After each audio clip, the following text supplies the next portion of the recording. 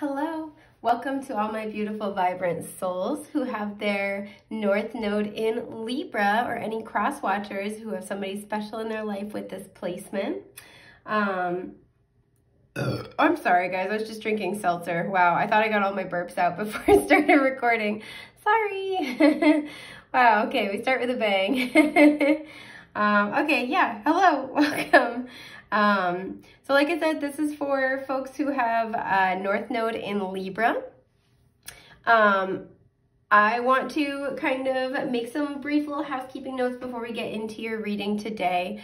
So this is talking about the North Node in Libra placement in and of itself, but it's really important to keep in mind that while the messages that are coming through are meant for you, this will be heavily impacted based on your personal astrology. So meaning, you know, what house your North Node is in, as well as how it's aspected with other planetary energies in your chart. So if you're looking for this reading like for yourself, it's not currently listed in my shop, but I do offer this reading and I offer other custom readings. So please feel free to DM me for a custom reading.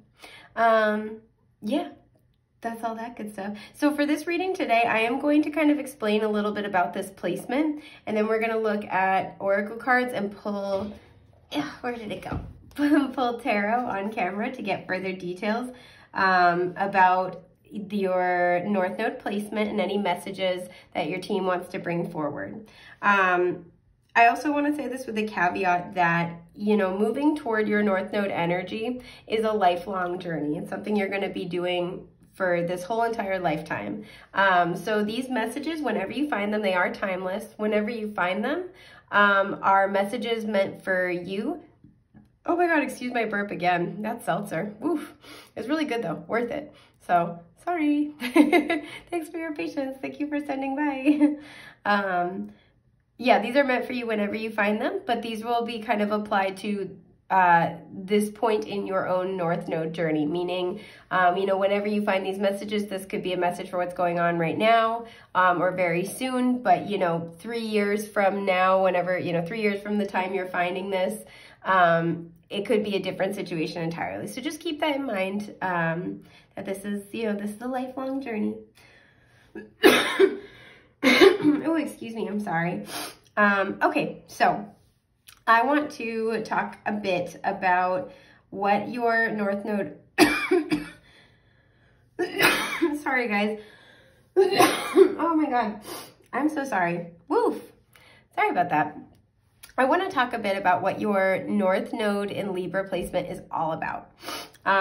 So your North and South Node in, you know, your natal chart are always going to be opposites from one another on the wheel of the zodiac. And this is important because your South Node is an energy that you have already mastered. And this is one of many reasons why the South Node is thought to be a placement that talks about a past life. And gives you insights into a past, well, hang on, let me back up. That gives you insights into a past life that is impacting this lifetime in particular, right? So if you've lived many past lives, your South Node doesn't necessarily wrap up all of them, but talks about a particular past life that is significantly impacting this life.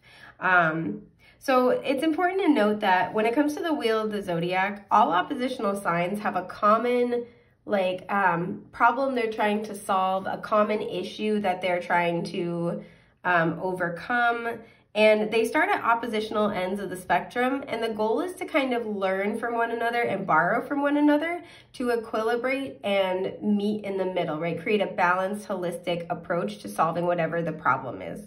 So for, you know, North Node in Libra, this puts your South Node in Aries, and the Aries Libra axis, to me at least, is really about the negotiation of a healthy relationship to self versus a healthy relationship to others. It can also be about independence versus collaboration, or even to a certain extent, I would say competition versus collaboration. That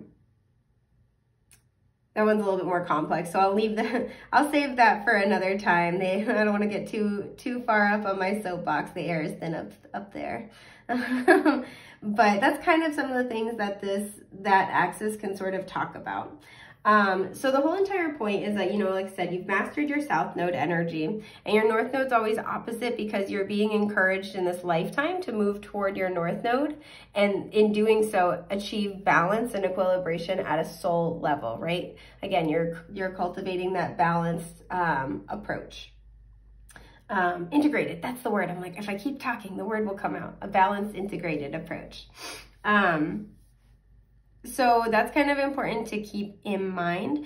It's also really worth noting too, that when it comes to your south node energy, this is likely something that you default to a lot in this lifetime. And the reason why is because you've spent, like I said, the lifetime that it references, you spent that lifetime cultivating your south node energy. So for you guys, this is Aries, right?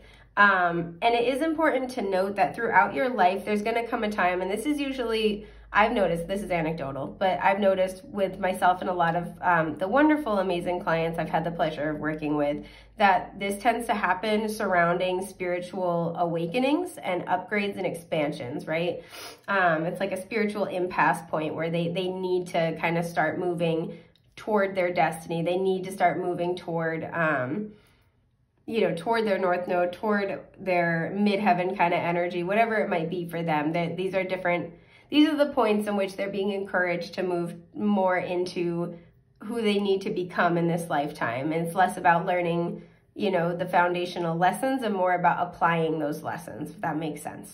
And that's an incredibly broad overview, but that's kind of like a basic sort of idea. And so with your south node, there will come a point in your journey where, even though this is, like I said, you default to this, you're good at this, you're known for this, you take to it like a duck to water, right? It's your natural disposition to a certain extent.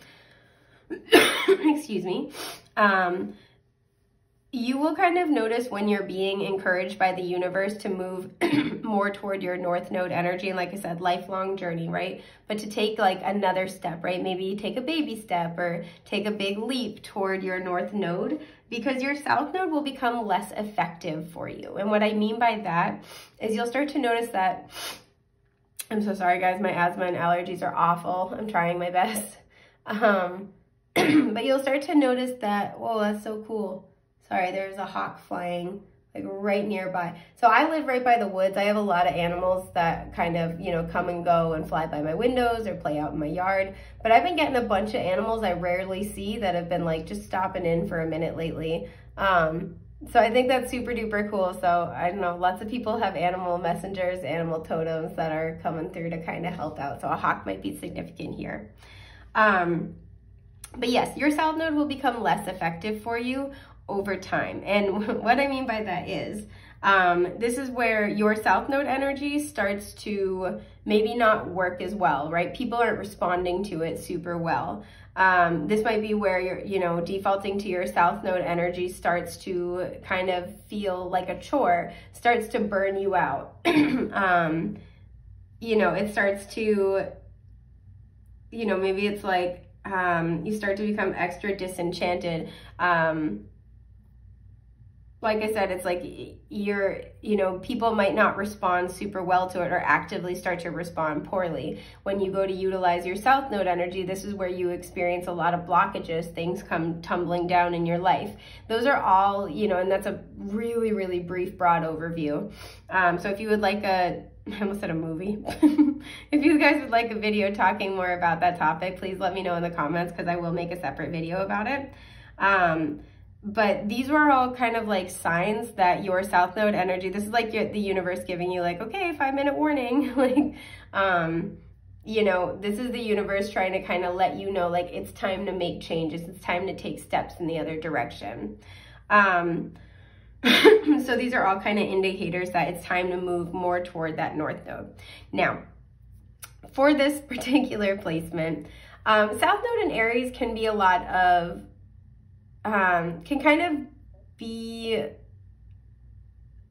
a lot of, I'm so sorry. I just had like 10,000 thoughts that just converged into one point. I do want to add one more thing about the burnout. Another way that this can kind of manifest is that when you're in your south node energy and it's starting to not really work for you, this is where it can almost kind of start to operate more in shadow than it does in the light, right? So for example, South Node in Aries, when you start to experience kind of burnout and you're being encouraged to move more toward North Node in Libra. This can be where, you know, whether this is like you're experiencing this due to choices that you've made, or it's like, oh, you know, try as hard as I might, I'm in XYZ kind of an energy. This is where you're kind of like, you're starting to, it's almost like spinning your wheels, right? To the point where like it's more of the shadow energy.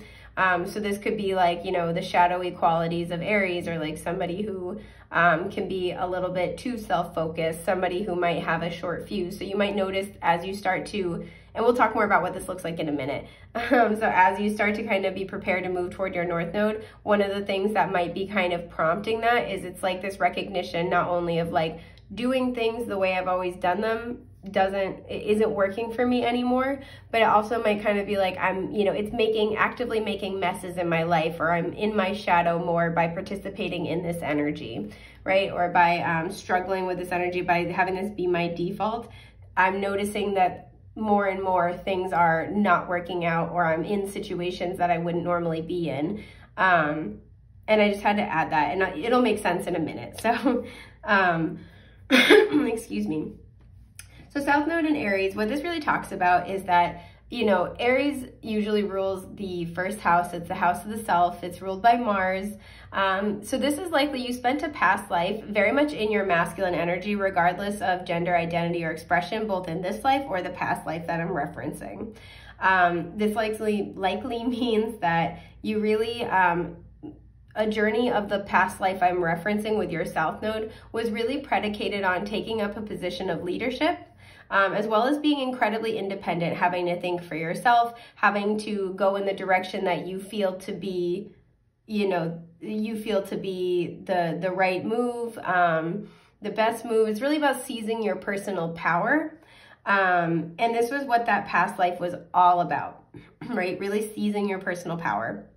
Again, I would look at what house it's in, and you can always tell because you're, even if like on whatever natal chart site you want to use, if they don't have a South Node glyph, wherever the North Node glyph is, whatever house it's in, the South Node is going to be in the oppositional house. So if it's in the 3rd house, if your North Node is in the 3rd house, your South Node is in the 9th house, or, you know, things like that. So whatever area of life this is, your South Node is in, this could very much be where you were prompted to be in a leadership position in that area. So for example, if it was, you know, the reverse, where your North Node's in the 9th house and your South Node is in the 3rd house, you may have been really prompted in this past life that we're referencing, excuse me, to be very much a leader in your community, really heavily, possibly a leader in in a school or in your neighborhood, you know, things like that. Those are the areas in which you would be like taking up that role. Oh my God, sorry guys, I'm doing my best. But yeah, this is all about taking up that leadership role. And for you guys, I feel like the past life that's coming through was all about learning how to kind of like trust especially your instincts, not so much your intellect, not so much trusting your discernment, trusting your instincts and taking action, right? I feel like the past life that's coming through, there was something about needing to maybe potentially go against the grain or go against the current like status quo and take things in a new direction, and take that upon your shoulders in a way that other people in your community, your family, your collective may not have felt able or comfortable to do, right? So in this life, the way that this could manifest, excuse me, is that you might be somebody who's really like you're unafraid to speak your mind. You're unafraid to take action toward something that you think is a good idea. Like you're not really super worried about other people's opinions about what you're doing. Oh my God, I'm sorry guys. You know, you are somebody who likely, you might have like a couple of like hot button issues where you get like a little bit, you know, you get hopped up, you get into it. But at the core of all of this is this energy of like, I'm going to trust myself. I'm going to move in this direction and I'm going to support people it's like has this energy of a voice for the voiceless, and I don't always get that with Aries energy, but I'm picking that up with you guys right now. And it's this energy of like, I'm going to take strides in this direction. I'm going to be the leader. I'm going to kind of be the torchbearer here, and lead the way for other people, light the way for other people, especially those who really need assistance, who really need guidance, who really need support. So I am picking that up really heavily. One of the things that I think could be creating kind of a negative impact though in this life is that I feel like you guys might be prone to really struggling to let other people help you, right? Because North Node in Libra, you know, Libra is ruled by Venus and rules the 7th house, which is the house of partnerships, right? This is somebody who likes to maintain interpersonal harmony, doesn't want to rock the boat.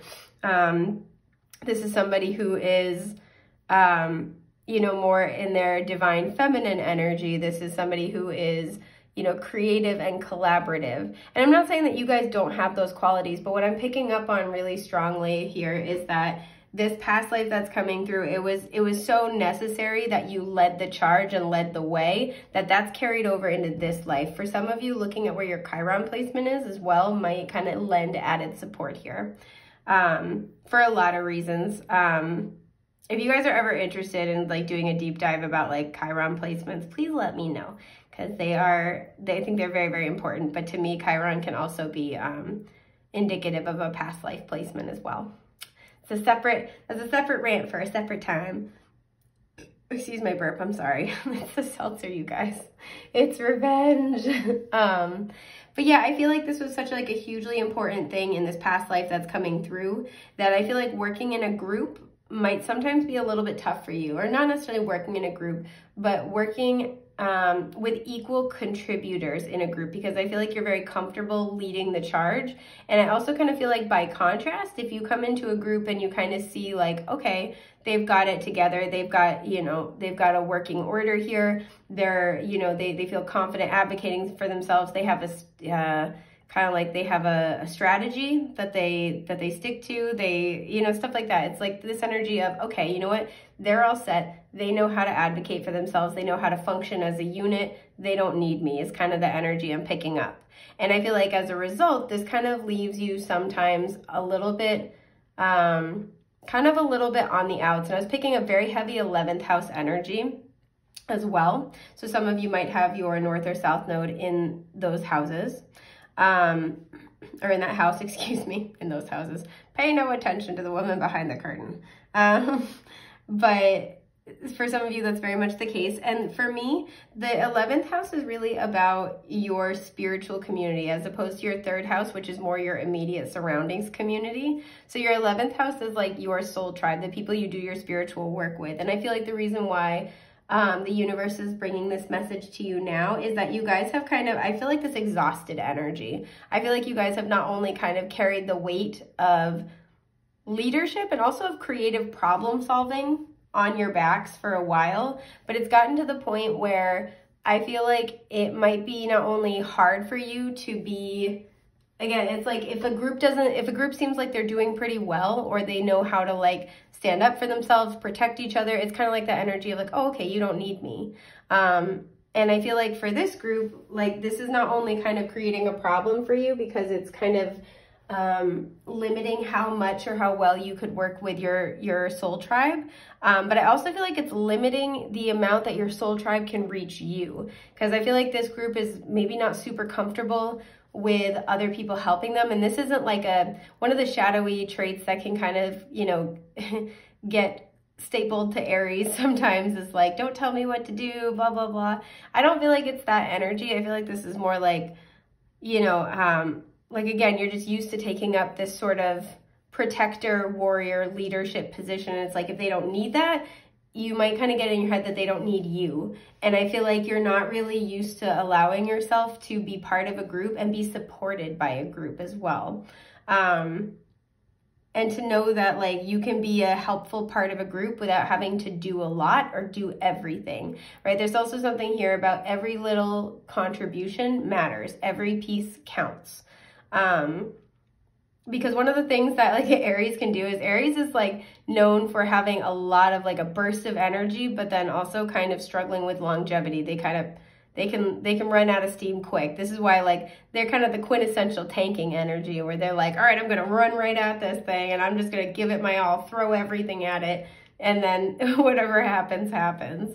And so for you guys, I feel like staying in a group long-term might be kind of a challenge for you, particularly a group where, you know, you're taking a more measured approach. People don't immediately need your help. So it's kind of like, oh, okay, well, I'm not needed here, instead of like, you know, you might not be like needed in the way you're used to, but you are needed long-term. Your ideas are needed. It's because behind this, in this particular instance, I wouldn't always say this about the Aries Libra axis. Behind this is there's this element of, you know, what am I contributing? What can I really do for them? And there's something here about breaking that down and seeing yourself as an equal member, like an equal piece of the whole puzzle, right?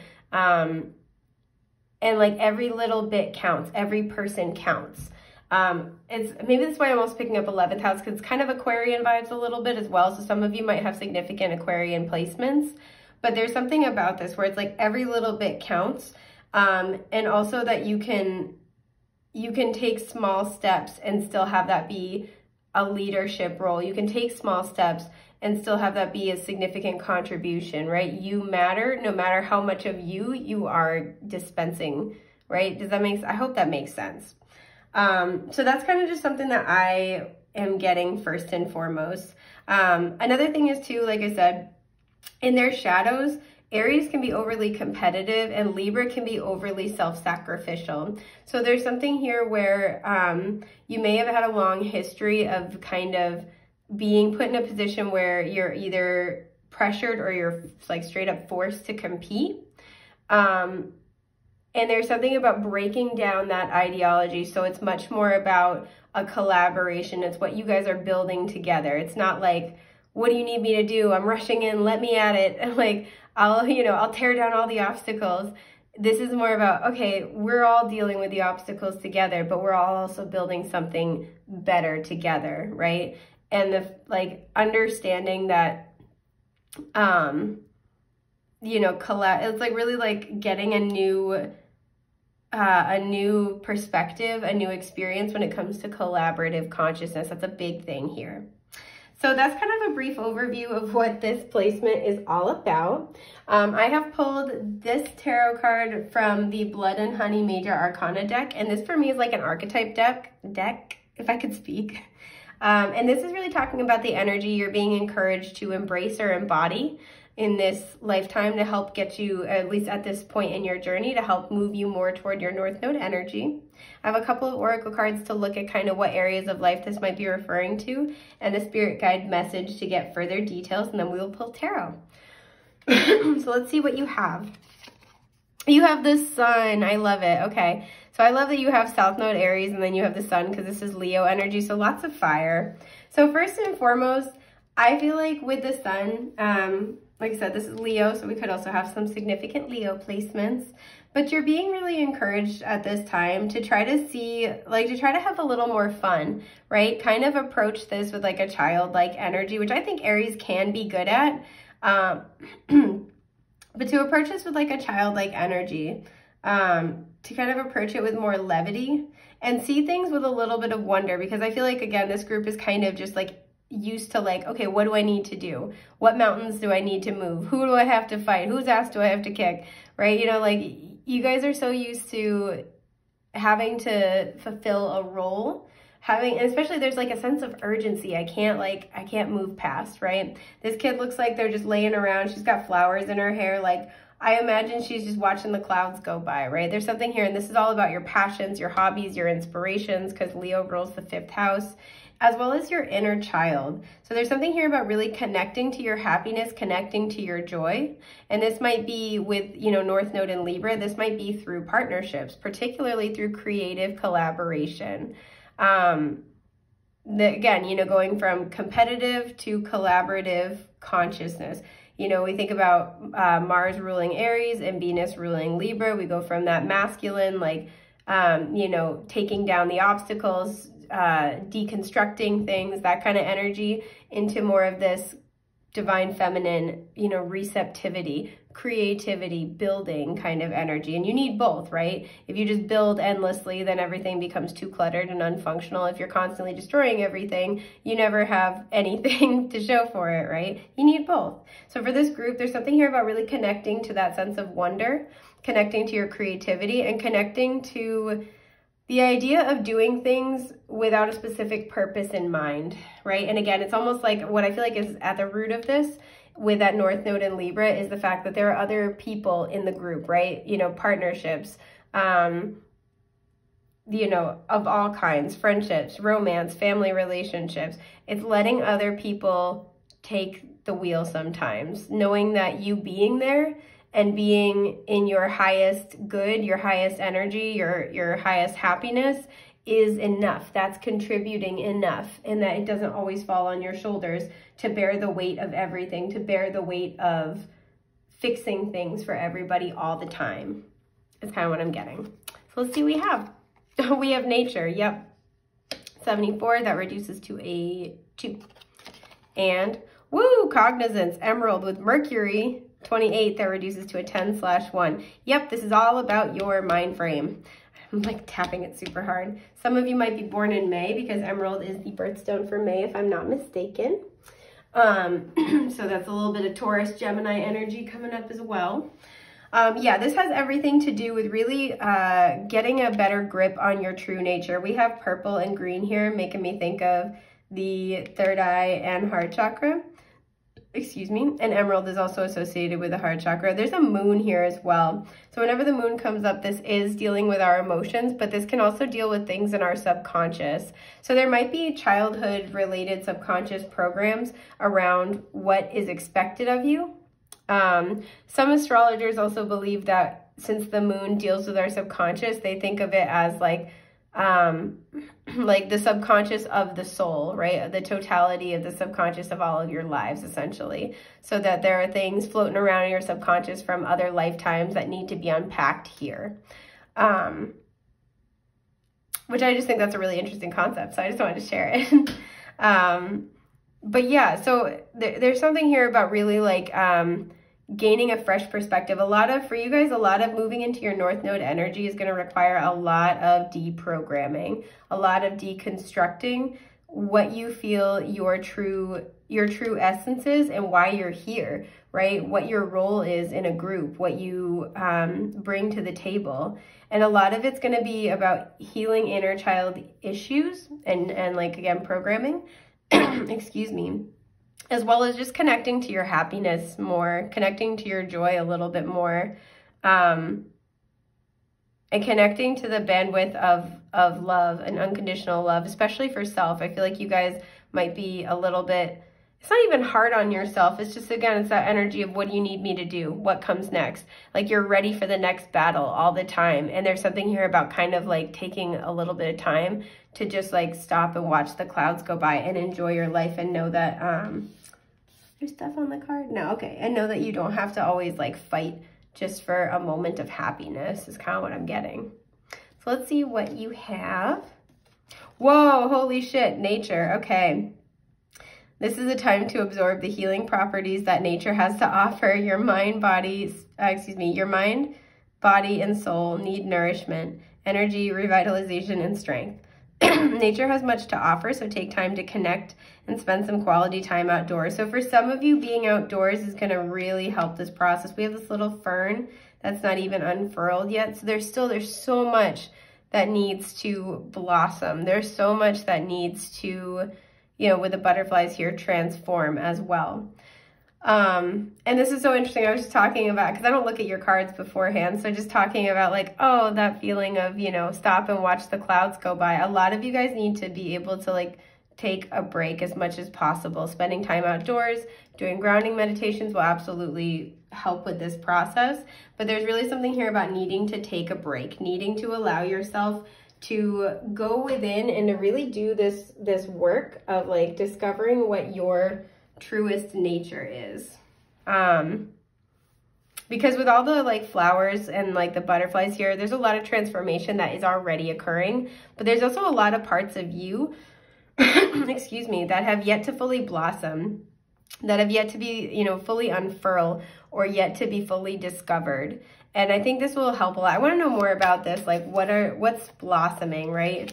What is like unfurling? We kind of touched on this earlier, but I'm nosy. Yeah, the Fool at the bottom with potential. I always look at the Fool as Aries energy too, so that's really funny.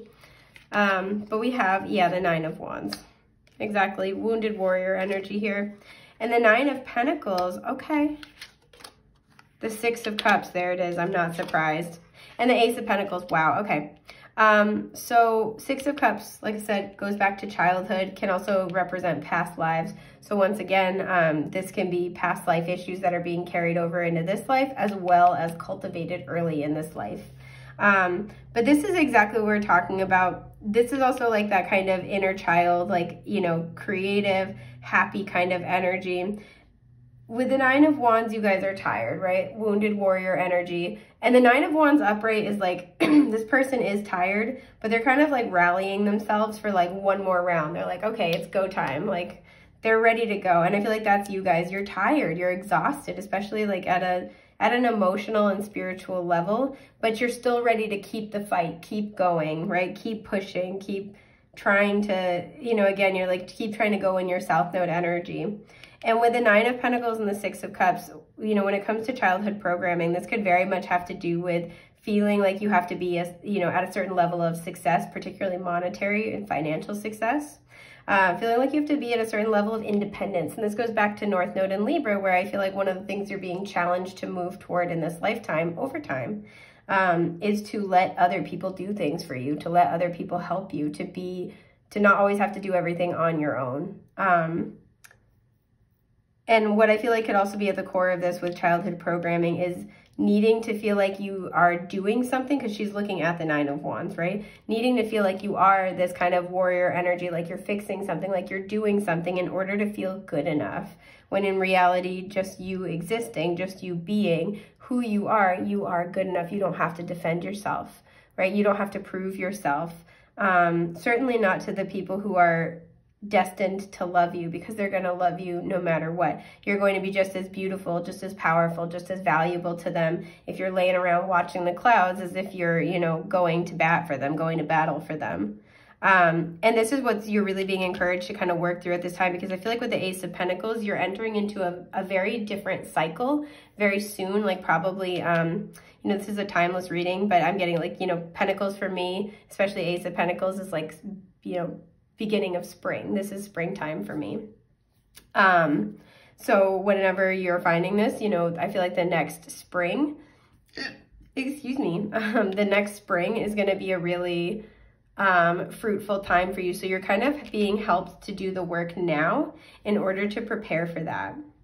So I want to know what your team wants you to know the most, or what, well, not, I already pulled this. I'm going to keep this aside. I want it to be, what are the biggest blockages and barriers, okay, that they want you to know right now. And at the bottom is the Wheel of Fortune. So things are shifting and changing. So the biggest blockage and barriers, oh, we have the Fool, okay. Wow, the Eight of Pentacles, yeah. The Nine of Cups, oh, and then Judgment. So this is actually pretty clear.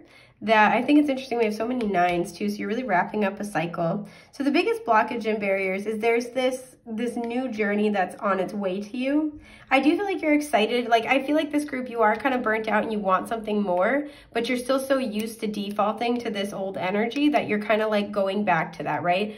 Putting in the work, putting in the grind. And I feel like there's a level where you're kind of like, you have this idea of what you think you want with the Nine of Cups. And it's not saying you don't want that, but there are adjustments that need to be made. And with like Awakening here is the Judgment card. The biggest blockages is that there needs to be, these issues need to be worked through and healed, or at least brought up from the subconscious into the conscious mind to be dealt with before you can really manifest what it is that you're desiring the most. Because I feel like there's, again, it's like, even if the universe brought you what you wanted right now, you might unintentionally, like, not full on self-sabotage it, but you might unintentionally kind of, what's the word I'm looking for? You might unintentionally kind of shoot yourself in the foot a little bit, right? Not be able to fully see it or accept it, to integrate it. And it would kind of just like, they're showing me a plane trying to land, and it's like, it's a bumpy landing.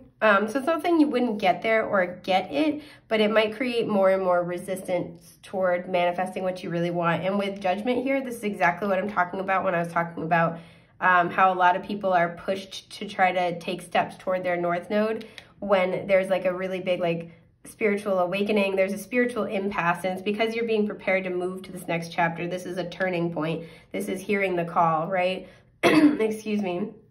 This is where you're looking at your life and how it led you to where you are, and you're looking at what you want for your future, and you're like, okay, what changes do I really sincerely need to make? And at the bottom of this deck, before I put it back in, there was a card that it's associated with Saturn energy, and it's like all about needing to make a decision, right? So really utilizing your wisdom to make a decision, but also Saturn's lessons, right? So some of you might be kind of going through some Saturn learning periods right now in order to prepare you to be able to, like, again, bring things up from the subconscious so they're in your conscious awareness, right? Because when they're in our conscious awareness, we can start to integrate that. We can do that shadow work and integrate, and allows us to make different decisions for ourselves. So I want to finish off with some cards of advice from your guides, just like practical advice that you can take right now at this point in your journey. Because I feel like for this group, this might be like, feel like kind of a lot, and what I feel like needs to happen is your guides are like, it's okay, just take small steps, take baby steps. It's totally okay. You don't have to solve this entire thing right now. I want to look at these cards but not take it. Yeah, Soul Tribe. Yeah. And I feel like this is exactly what we're talking about. 4 of Wands and 5 of Swords. Your soul tribe is on the way. For some of you, a divine counterpart is on the way. And so these kind of like mentally chaotic thoughts, this sort of old programming that might kind of cause inner turmoil and conflict and cause you to possibly like push these people away unintentionally or destabilize the good relationships, the good partnerships in your life. Yeah, because the sun is at the bottom. This is what's being worked through now, so this way that's dealt with for you. The last practical cards of advice we have, the King of Cups, the Knight of Wands, okay, so Cancer, Scorpio, Pisces here, Aries, Leo, Sagittarius, the 9 of Swords, another 9, damn, and the Queen of Cups. Okay, oh, this is really lovely.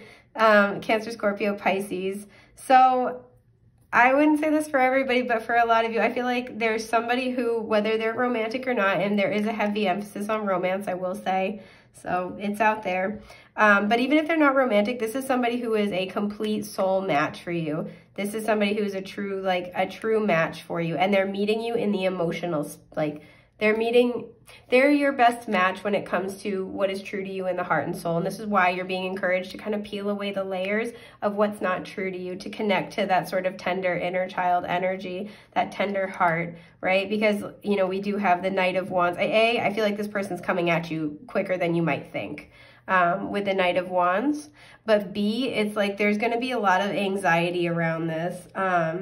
Or there might be, and your guides just kind of want to like tip you off that, like, because especially where you might not be used to the other person like taking charge, or you might not be used to somebody pursuing you very heavily, and you might kind of be like, whoa, what's up? This could be somebody who wants to collaborate with you as well, who wants to work with you, but whoever this is, or, you know, and this could be where there's a group of like soul tribe, but there's one person in particular. Whoever this is, they are not screwing around. Like, they want to work with you. They want to be with you. They really want to be partnered with you in some way, shape, or form. And with the eel here as well, for some of you, I feel like there's going to be like this, especially with these two together, there's going to be this energy of like, okay, but are you just like feeding me a line? You know, I feel like this person's going to make you nervous at first, because it's like, are they like, there's this energy of, yeah, but why? Like, and so you're being encouraged right now to try to spend as much time as you possibly can to like renew your passions, right? Spend time doing things that make you happy, that make you excited, but also try to really do the work now to bring your emotional energies into balance, because there is a lot of anxiety I'm feeling with the Nine of Swords that comes from connecting to other people. And like what your guides really want you to know is that you're at your core, your nature, you're not meant to be alone. You're not meant to be the only one handling a problem, right? You have somebody here who wants to be your equal. The King and Queen are very mature energies, somebody who can match you. And that might be something where you've been walking a lot of this journey feeling effectively alone in all the ways that matter. This person's coming in to walk with you. And right now it's really, it's a really good time to get in touch with that. Again, that tender inner child, like do that work now. Get in touch with your nature, which is somebody who is loving, abundant, who is giving, and who deserves to have that back. Because I feel like all of the traits within yourself that you might kind of brush aside or not recognize or not value or pride yourself on are going to be reflected back from this person, right? So by you doing the work now to appreciate and love and nurture these things about yourself, it will make it easier to accept them into your life, because I feel like a lot of you have been trying to manifest better connections. And this is part of your manifestation coming in. So I think this is just about everything I have for you guys. I know it got a little dark while I was filming. Sorry, the sunset, and the sun's like right by my window, or we have a big window like right there. So yeah. Anyway, it's been an honor, a joy, and a delight to get to read for you today, and I hope I get to again in the future. Thank you so much for being here, and I'm wishing you the best, brightest, most beautiful things that life has to offer. Take care. Bye.